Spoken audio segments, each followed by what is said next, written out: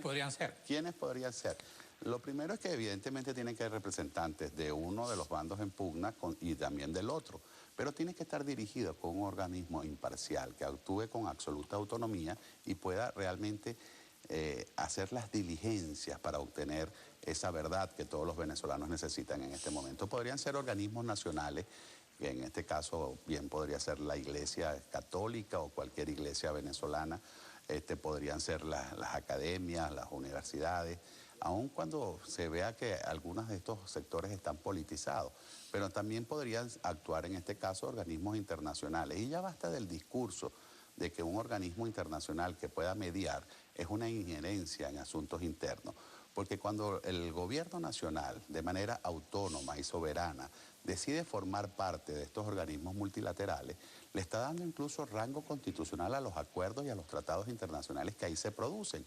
El decir, por ejemplo, que la OEA media en un conflicto interno en Venezuela es una inherencia, es un absurdo, como que entonces ¿para qué se mantiene a Roy Choderton allí como embajador ante ese organismo, o bien sea la ONU, la Unión Interparlamentaria Mundial, que por cierto, yo vengo en este momento de su última asamblea, de la 130 Asamblea Mundial, donde aprobaron una comisión de derechos humanos, del Comité de Derechos Humanos, para que venga a Venezuela a verificar in situ la veracidad de las denuncias de violaciones de derechos humanos contra los parlamentarios, entre ellas el allanamiento indebido por razones...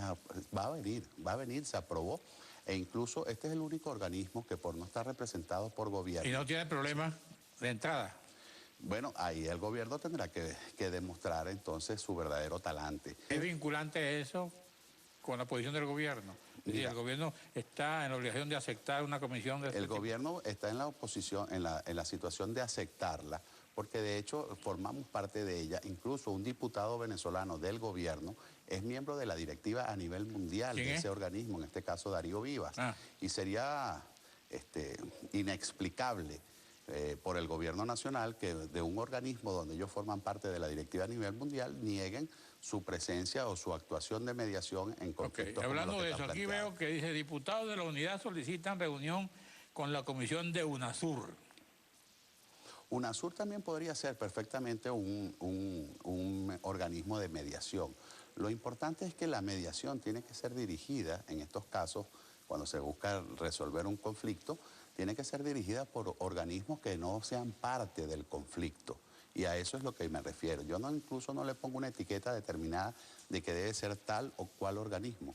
Lo que sí es importante es que no sea uno de los actores que están en pugna los que pretendan dirigir estas instancias de diálogo o estas instancias de investigación para determinar la verdad. En el caso de esa comisión de la verdad, que también se nombró para los aspectos de la economía, yo veía que la Asamblea Nacional decidió no aceptar a María Corina, y tengo entendido que hay sectores dentro del mismo Parlamento que quieren juzgarla por traición a la patria, por haber aceptado una bancada de un país extranjero. ¿Tú qué piensas de eso? ¿Qué hay ahí? ¿Fue un error de María Corina aceptar esa propuesta de Panamá en las condiciones en que Panamá está en las relaciones con Venezuela? Yo creo que, mira, esto no es otra cosa que la pretensión de vulnerar la voluntad popular, que se ha venido expresando ya no solo con el allanamiento de Richard Mardo, de María Aranguren, sino ahora también con el de María Corina Machado, como también con el caso de alcaldes que son electos popularmente y que se utiliza la judicialización de la política para tratar de conquistar espacios que no se han podido a través del voto popular. Así que, en este caso, hablar de traición a la patria, mira, el hecho de que María Corina, como diputada, haya ido a expresar su voz o la voz de una buena parte del pueblo de Venezuela ante una instancia y para eso haya utilizado a un país miembro de la Organización de Estados Americanos que le cedió su puesto, decir que eso es traición a la patria es tanto como decir que también se cometió traición a la patria cuando fue Venezuela la que en ese mismo organismo, la Organización de Estados Americanos, le cedió la representación de Venezuela a un extranjero como fue el señor Zelaya. Entonces, ¿cómo es que esto sí es traición a la patria y lo otro no era traición a la patria?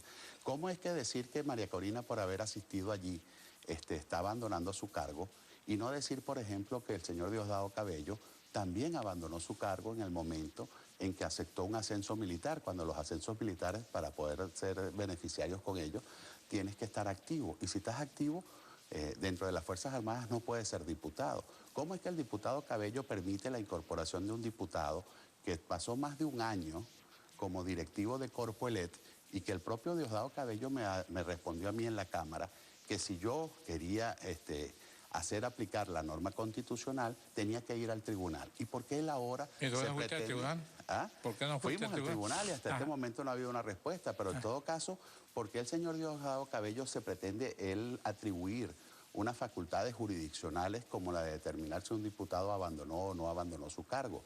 ¿Por qué para aquel caso sí había que ir al Tribunal Supremo de Justicia? No es que votar, hubo pues el gobierno controla la mayoría, ¿no? Puede votarla incluso. No, porque es que la Asamblea Nacional por mayoría simple, insistimos, no puede seguir destituyendo o desconociendo la voluntad popular. ¿Cómo cuando se habla por una violación a la Constitución, porque el allanamiento de la inmunidad o la separación del foro parlamentario para ir a un proceso judicial no es una separación definitiva, es una separación temporal.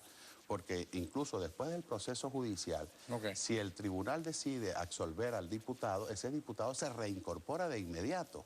Por lo tanto, no es una separación definitiva, es una separación temporal y de manera expresa la Constitución establece que las separaciones temporales tienen que ser calificadas por mayoría de 2/3 partes. Estamos terminando el programa. ¿Cuál es tu posición ahorita en Primera Justicia? ¿A qué te dedicas? No, todavía no se ha materializado mi incorporación a Primera Justicia. Y yo estoy convencido que para seguir en esta lucha debo empezar a militar en una organización política. Primero, porque la Mesa de la Unidad Democrática se maneja a través de partidos políticos. Dentro de la propia Asamblea Nacional, el reglamento establece que son las fracciones, incluso para incorporar el derecho de palabra de un diputado es a través de las fracciones parlamentarias. Así que ¿Tú tienes diferencia con la MUD? Como la tiene María Corina también, como la tiene otros diputados. El de la movida parlamentaria. Por supuesto, tengo diferencias con la Mesa de la Unidad Democrática, pero creo que por encima de las diferencias está la necesidad de preservarla. Hay que mantenerla. Hay que mantenerla. En este momento tan difícil para la democracia venezolana, esas diferencias tienen que ser buscadas, buscar su solución a través del diálogo, pero preservando la unidad de Aveledo en la MUD. Mira, Aveledo ha tenido muchos aciertos como también ha tenido desaciertos. En todo caso, la dinámica misma de la política nos obliga a revisar todas las posiciones que tenemos. Yo siempre pongo como ejemplo la Vinotinto, nuestra selección de fútbol. Nos dio muchas satisfacciones, nos ha dado muchas alegrías, pero no logró el objetivo de llevarnos a Richard Páez, ¿no? Bueno, en 2 oportunidades se ha sustituido a la dirección técnica, no al equipo. ¿Tú estás proponiendo que se sustituya la dirección técnica? Yo estoy proponiendo que se revise la dirección técnica de la Mesa de la Unidad para adaptarla a las nuevas realidades que tenemos por delante. No, en este momento no tengo ni candidato, ni estoy señalando a quién hay que destituir, ni mucho menos con quién hay que sustituirlo, sino que estamos obligados a revisarnos para ser cada día más eficientes. Gracias, Alfonso Marquina. Gracias a ustedes, amigos televidentes. Nos vamos a encontrar aquí a esta misma hora.